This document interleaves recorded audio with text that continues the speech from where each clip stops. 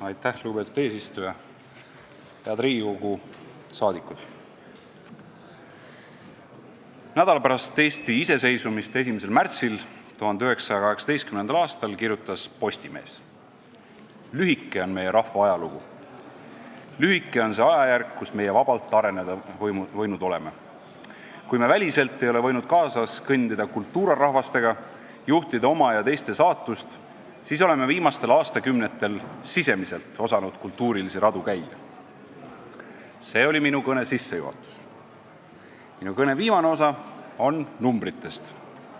Minu kõnele järgnevad omakorda uued numbrid, mille alusel tehakse otsuseid veel mõnede numbrite osas. Austatud ettekandja, suures saalis on kuulda ühe korraga mitmeid kõnesid. Keskendume palun kultuuriministri kõnele. Palun. Hea on teada, et kultuur tekitab inimestes vastukajast.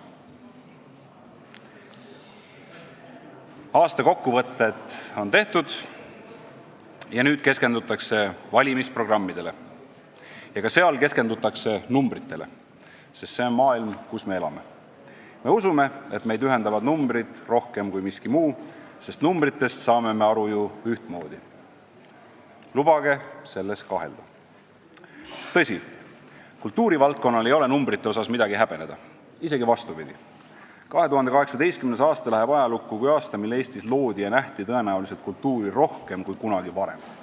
Ja Eesti kultuuri nähti ja sellest kõneldi maailmas rohkem kui kunagi varem. Ilma pateetikata võib öelda, et see oli ajalooline aasta. Ükskõik, millisesse kultuurivaldkonda me oma pilgu heidame, olgu selleks kodumaine teater või Eesti film, meie oma kirjandus või siin maalapil loodud kujutav kunst, kõikjal toimus äärmiselt palju ja sellest äärmiselt paljust äratas imetlusväärselt palju rahvusvahelist huvi. Ning terve rida juhtunust jääb ajalukku millegina, mida aastakümnete pärast kirjeldatakse kui meie harulise kultuuri uusi kandvaid oksi. See kõik ei olnud kunst kunsti pärast. Inimeste arv, kes käisid teatris või kinos, muuseumites või raamatukogudes, ületas ka kõige julgemaid ootuseid. Mistõttu võin rahuliku enesekindlusega täna öelda, meie rahvuskultuur on äärmiselt heas seisus. Miks on see nii? Ma arvan, suur osa vastusest on tolles Postimehest tsitaadis, mida alguses tsiteerisin juba ära toodud. Meie riigi elanikel on sisemine, mitte välimine tarve kunsti järele. Mitte riigikunst, riiklikult kehtestatud normid või poliitikute poolt kontrollitud kultuurinähtused ei ole see, mida Eesti inimene ootab, vaid vabade kunstnike vabalt loodu. Olgu autoriks Arvo Pärt või Joosep Matjus, Valdur Mikita või Kris Lemsalu. Seetõttu lubage mul veel kord väljendada mõtet, mida jäängi väljendama, kuni Eestis liigub ringi veel poliitikuid, kelle arvates peaks Kultuuriministeerium sekkuma kultuuri sisusse, ette kirjutama ja tsenseerima, maha kriipsutama ja juurde panema kunstilist sisu. See mõte on samavõrd rumal kui argpükslik. Ja olgu öeldud, et see mõte on silmapaistvalt rumal. Ta ei põlga mitte ainult kunstnikke, vaid ka vaatajaid. Ning tema ainsaks lätteallikaks on hirm, et kunstis väljendatakse mõtteid ja luuakse kujundeid, mis käputeele rusikapoliitikutele võib-olla ei sobi. Kui see oleks naljakas ja kui koht oleks sobiv, ma naeraks. Aga see pole naljakas. Rumalus ei ole kunagi naljakas. Kultuuriministeeriumi ülesanne on hoopis muretseda numbrite eest. Ning siit joonistaksin välja teise põhjuse, miks meie seis rahvuskultuuriga on praegu väga hea. Ühelt poolt on riigi poolt antavatele numbritele viimastel aastatel lisandunud väga olulisel määral ka erakapital. Olen ministrina kaitsnud põhimõtet, et riigi ülesanne on toetada eraalgatusi kultuuri rahastamisel. Meie avalikkus teab juba paljude metseenide nimesid, keda ka Kultuuriministeerium on avalikult tunnustanud. Kultuurisõbrad Kristjan Rahu, Rain Lõhmus, Tuurid Vaarbrekt, Armin Karu, Eva ja Bengt Heimann, Jaanus Mikk ja Narva Keit, Silvia Kistler-Thompson ja Andrew Thompson, Meelis Kubits, Maarja Oviir-Neivelt on vaid mõned nimed pikas reas, aga ka näiteks Heiti Hääl, kelle toel sai hiljuti taas avatud Narva Aleksandri kiriku suur saal. Küsimus on siin põhimõtteline ja ulatub ka teistesse riigivaldkondadesse. Eesti on väike ühiskond ja riikliku ning eraalgatuse lõimumine ning põimumine peavad olema oluliselt tõhusamad kui siiani. Kaitsen jätkuvalt põhimõtet, et ministeeriumi ülesandeks ei ole ümber riigi müüri ehitamine, vaid uute väravate avamine. Me peame erainitsiatiive toetama, julgustama, hindama, kaitsma, mitte neid juriidikaga koormama, häid kavatsusi kahtluse alla seadma või ütlema, et iga kingsepp jäägu oma liistude juurde. Ükskõik millises ministeeriumis me töötame, meie mõtteviisis peab olema olulisel kohal arusaamine Eesti riigist kui avatud riigist. Ja avatud peame olema ennekõike oma kodanikele. Vaid mõne näitena sellest, kuidas riik on ulatanud käe eraalgatusele, toon ära ka Arvo Pärdi keskuse rajamise, Vabamu uue ekspositsiooni, kultuuriüritused Kreenholmis, Hieronymuse tõlkeprogrammi või Konrad Mägi sihtasutuse, mis kõik said teoks möödunud aastal. Avatus kodanikele tähendab ka riigi avatust kohalikele omavalitsustele ja kogukondadele. Pidevat koostööd ja koos tegemist. Ja me oleme seda teinud. See on olnud läbi põhimõte näiteks muuseumireformi elluviimisel, kus loome koos omavalitsusega sihtasutuse ja läbi koostöö tagame muuseumite parima arengu. Või siis laulu- ja tantsupeo õnnestumiseks vajalikud paigad, lauluväljak ja Kalevi staadion saavad korda koostöös Tallinna linnaga. Teise olulise numbrina toon välja Kultuuriministeeriumi enda pikaajalise perspektiivi ehk kultuuritöötajate palgatõusu. Olen nõus Konrad Mägiga, et kunstis leiab inimene hingerahu, kuid selleks peab ka kunstnikul olema hingerahu. Ja kui me suudame muusikutele, näitlejatele, poeetidele või muuseumi teaduritele anda teadmise, et nende argipäev on kindlustatud, alles siis on võimalik ka loota, et sünnib, nagu Konrad Mägi ütles, meie hinge pidupäev ehk kunst. Just seetõttu pöörduksin ma siinkohal tagasi oma algse kahtluse poole, et me saame numbritest ühtmoodi aru. Ei saa. Numbrid ei ole numbrid. Nad on millegi väljendus. Ja loojate palganumbrid on suhtumise väljendus.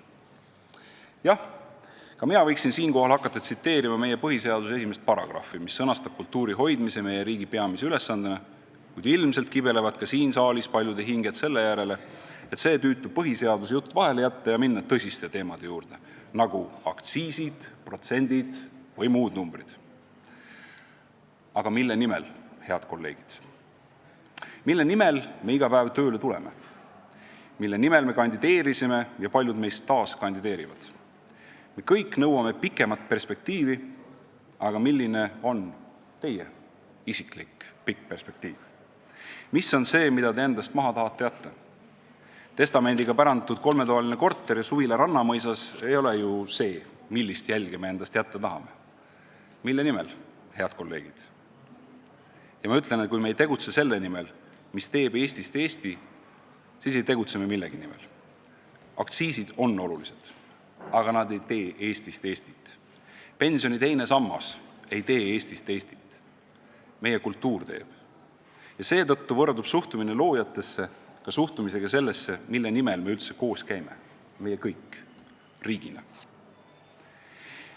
Mitte väga palju aastaid tagasi ütles toonane peaminister, et sporti toetavad totalitaristlikud režiimid.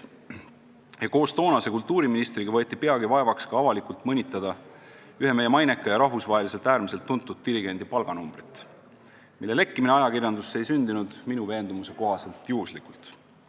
See mõnitamine oli samavõrd argpükslik kui ka rumal. Ja olgu öeldud, see oli väga rumal. Sest nõnda ei rünnanud pea- ja kultuuriminister mitte ainult õiglast tasu saanud dirigenti, vaid laiemalt üht suhtumist. Suhtumist, et kultuuriinimene peab samuti saama oma töö eest väärilist tasu. Kõik viimase 4 aasta otsused oleme Kultuuriministeeriumis langetanud lähtuvalt suhtumisest, mille ma võtaksin kokku sõnadega. Riik loob võimalused kultuuri arenguks ja kättesaadavuse parandamiseks, nii kultuuri loojatele kui sellest osasaajatele. Eesti riigi ülesanne on Eesti kultuuri edasiviimine. Kui see põhimõte on sõnastatud, on kõik järgnev lihtne. Tuleb leida õiged numbrid ja nende eest seista. Tuleb liita eraalgatus ja riiklik tugi ning selle eest seista. Kui suhtumine on selge, siis saab ka selgeks, mille nimel.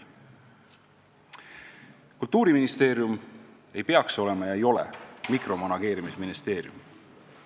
Me oleme olnud ministeerium, mille kaudu Eesti riik väljendab oma suhtumist ja sellest lähtuvalt oleme teinud otsuseid, olgu selleks kultuuritöötajate palgatõus, kunstniku ja kirjaniku palk või kas või Tallinna kunstihoone Vox Clamantise ja Eesti festivaliorkestri enda tiiva alla võtmine. Jah, enda tiiva alla võtmine on loomulikult eufemism, sest ministeeriumis ei ole tiibu, meil on ainult eelarveread. Aga eelarveread võivad anda tiivad. Hea Riigikogu, Nüüd siis nendest numbritest ja taaskord on põhjust alustada palkadest. Ma loodan, et kõik siin saalis viibijad nõustuvad, et neid inimesi, kelle igapäevane töö on hoida ja arendada Eesti kultuuri, tuleb väärtustada ning neile tagada väärikas sissetulek. Seab ju ka kultuuripoliitika põhialused eesmärgiks tagada kõrgharitud kultuuritöötajatele aastaks 2020 vähemalt keskmine sissetulek.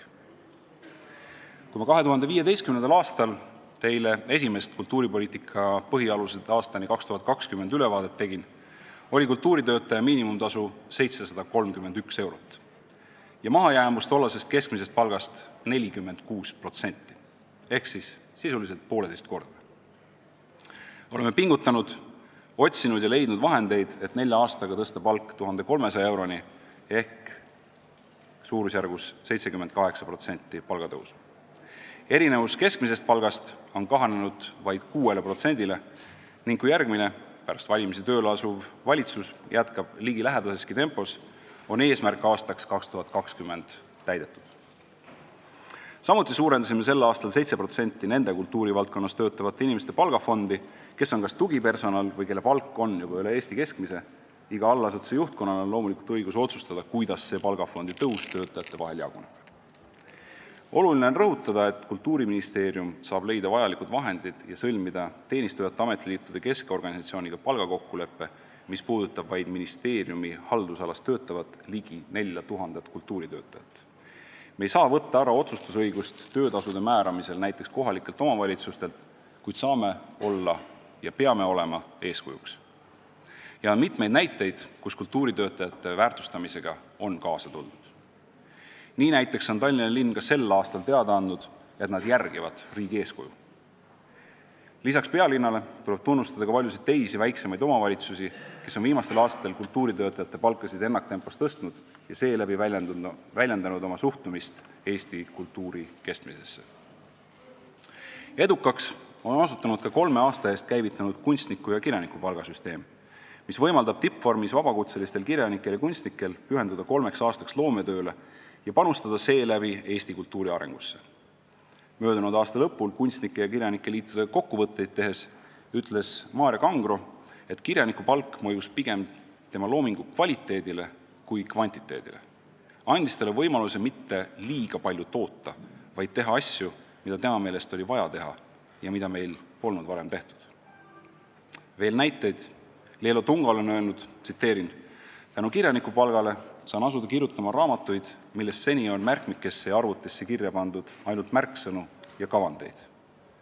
Kirjanik Mihkel Mutt leiab, et kui ühiskond loob võimaluse tegelda puhta vaimuloominguga, on sellel, tsiteerin, nähtamatu, ent tohutu tähtsus ühiskonna elujõule.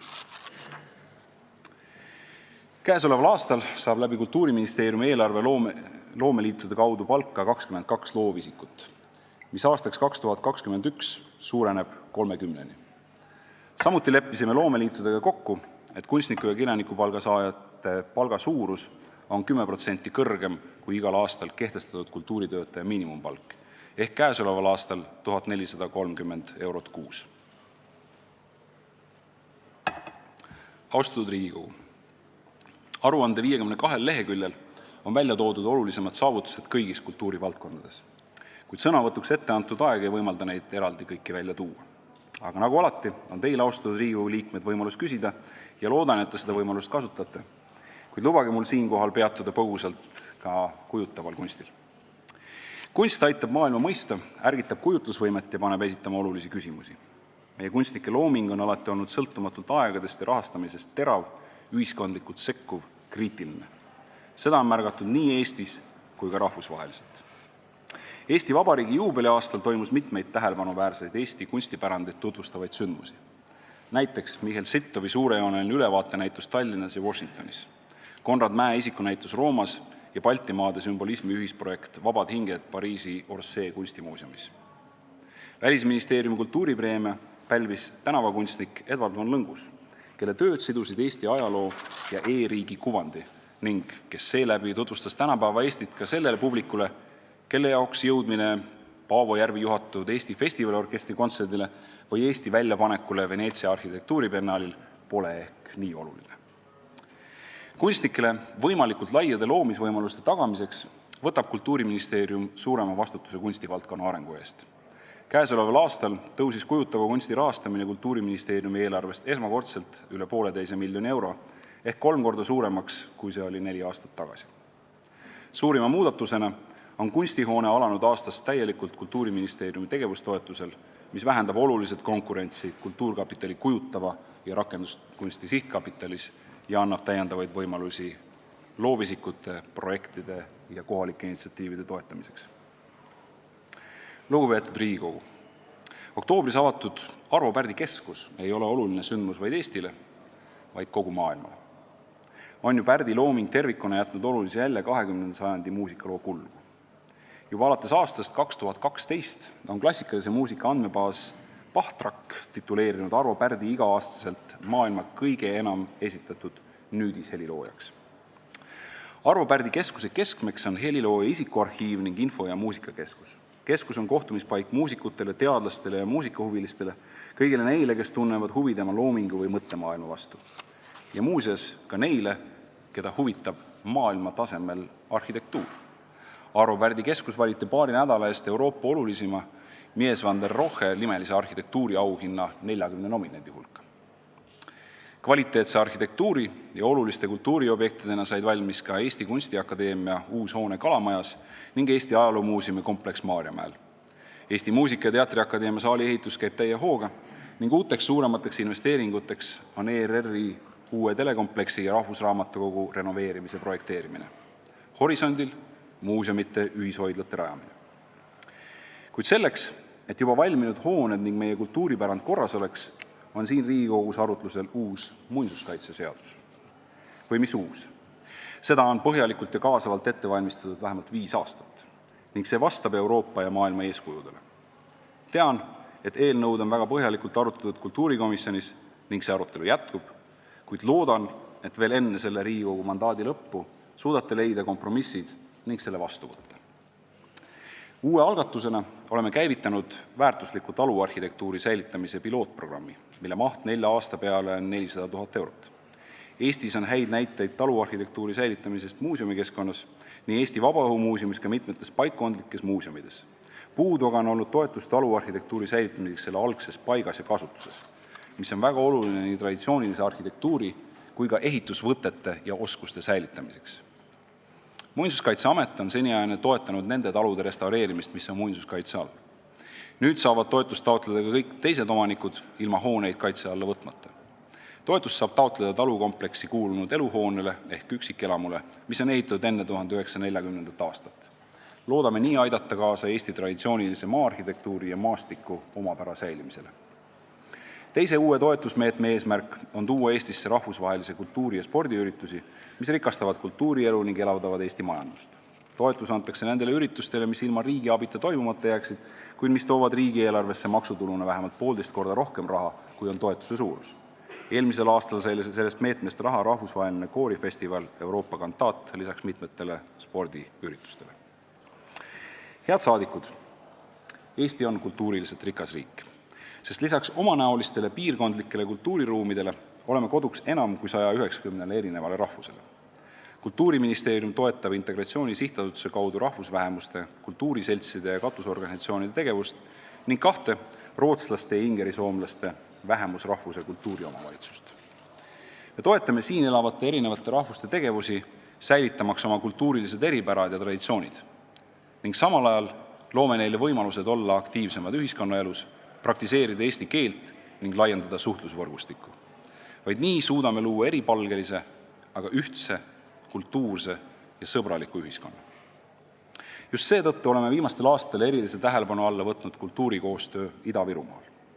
Eelmisel kuul avati Narva Vaba Lava, uue sisu on saanud juba mainitud Aleksandri kirik ning edukalt jätkub kunstiresidentuuri tegevus. Eelmisel aastal toimus Narvas mitmeid uusi festivale ja etendusi. Mõne nädala eest avasime Tallinnas eesti keele maja ning veel sel aastal teeme seda ka Narvas. Sinna on oodatud kõik eesti keelest erineva emakeelega inimesed, sõltumata rahvusest või keeleoskusest, et õppida, harjutada või lihtsalt kuulata eesti keelt ning elada siinsesse ellu kiiremini sisse. Iga eesti keele kõneleja on oluline ja väärtuslik meie kultuuri edasikandja. Seetõttu taastasime juba mõne aasta eest tasuta eesti keele õppe täiskasvanutele, täpsem olla 2015. aasta sügisest, ning tänaseks on selle läbinud üle 10 000 inimese. Eelmisel aastal tõime muu hulgas välja ka näiteks tasuta keeleõppe rakenduse Speakly ja sellel on juba üle 30 000 kasutaja. Meie ilusa eesti keele kõnelejate hulk ei pea piirduma nendega, kes elavad Eestis. Eesmärk peaks olema suurem. Miks ka mitte võtta järgmiseks suureks eesmärgiks Eesti Instituudi ühe juhi Mart Meri välja öeldu. Unistus suurendada eesti keele rääkijate arvu maailmas vähemalt 1,5 miljoni inimeseni.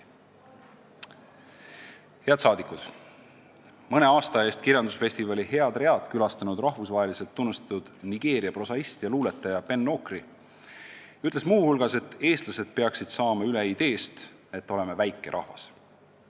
Tema sõnul ei tee üht rahvust väikeseks või suureks mitte inimeste arv, vaid rahva vaimu suurus ja rahva panuse kvaliteet ning tema veendumuste jõud ja rahva seas eksisteerivad ideed. Tsiteerin, kui üks rahvas mõtleb ja tegutseb moel, mis mõjutab maailma kaugelt enam, kui tema suurus seda lubaks arvata, siis me ei saa enam rääkida väikerahvast, ütles Okri.